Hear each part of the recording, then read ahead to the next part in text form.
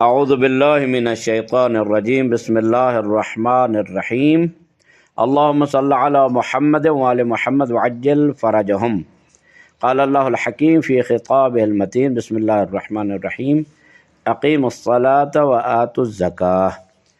اسلامی شریعت میں زکوٰۃ کو واجب قرار دیا گیا ہے۔ جو زکوٰۃ کا منکر ہے وہ کافر ہے۔ زکوٰۃ ضروریات دین میں سے اور ضروریات دین کا منکر کافر ہے، لیکن اگر کوئی زکوٰۃ کا منکر نہیں مانتا ہے لیکن زکوٰۃ نہیں دیتا تو اس کا عمل قابل قبول نہیں ہوتا۔ اسلامی شریعت میں سونے اور چاندی جس کو نقدین کہا جاتا ہے ان پر زکوٰۃ کے احکام آپ کی خدمت میں مختصر طور پر عرض کر رہا ہوں۔ سونے اور چاندی پر زکوٰۃ واجب ہونے کے لیے 3 شرطیں، ان کو نقدین کہا جاتا ہے عربی میں، یعنی زکوٰۃ النقدین۔ ہماری زبان میں نقدی کو کہتے ہیں، جو پیسے مثلا نقد ہوں، تو عربی میں نقدین کہتے ہیں سونے اور چاندی کو۔ پہلی شرط یہ ہے کہ سکہ کی شکل اور رائج ہو۔ زکوٰۃ سونے اور چاندی پر اسی صورت میں واجب ہوتی ہے جب وہ سکہ کی شکل میں ہو اور ان سے لین دین اور تجارت رائج ہو۔ پہلی چیز یہ ہو گئی۔ دوسری چیز، نصاب کی تکمیل۔ نصاب مکمل ہو تو تب زکوٰۃ واجب ہوتی ہے۔ سونے کا نصاب کیا ہے؟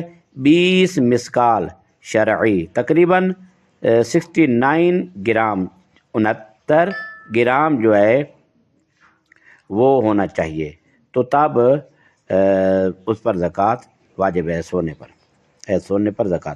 چاندی کا نصاب 200 درہم، تقریباً 600 گرام ہو تو ان دونوں صورتوں میں زکوٰۃ کی مقدار کل مال کا 1/40 حصہ یعنی 2.5%، 2.5% زکوٰۃ دینا ہوگی۔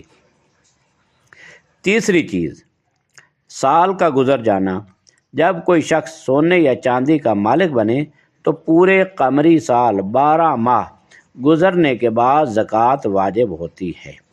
البتہ 12ویں مہینے میں اگر کوئی ایسا تصرف کیا جائے جس سے مال ضائع ہو جائے، مثلا خرچ کرنا یا تلف کرنا، تو وہ شخص اس کا ضامن ہوگا۔ اگر 12ویں مہینے میں بغیر قصد کے زکوٰۃ کی شرائط ختم ہو جائیں، اس میں کسی قسم کا قصد نہ ہو، مثلا مال ضائع ہو جاتا ہے، تو زکوٰۃ واجب نہیں رہتی۔ اس میری عرائض کا جو منابع ہیں وہ ہے کتاب وسائل الشیعہ، جلد نمبر 6، صفحہ 44 اور جواہر الکلام شیخ محمد حسن نجفی، ان کی جواہر الکلام جو کتاب ہے شرائع الاسلام کی شرح ہے، یعنی شرح شرائع الاسلام جواہر الکلام محمد حسن نجفی، جلد نمبر 15، صفحات اس کے ہیں 168 یعنی 168 اور 172 172، یہ صفحات کتاب ہیں۔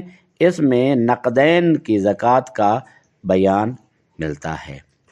شیعہ فقہا کے نزدیک متفق علیہ جو ہے وہ 9 چیزوں پر زکوٰۃ ہے، البتہ اس میں بحث ہے۔ بعض علماء نے یہ فرمایا ہے کہ 9 کے علاوہ بھی مثلا چاول پر زکوٰۃ ہے یا بعض آم پر یا دوسری چیزوں پر زکوٰۃ، وہ مستحب قرار دیتے ہیں اکثر و بیشتر فقہا۔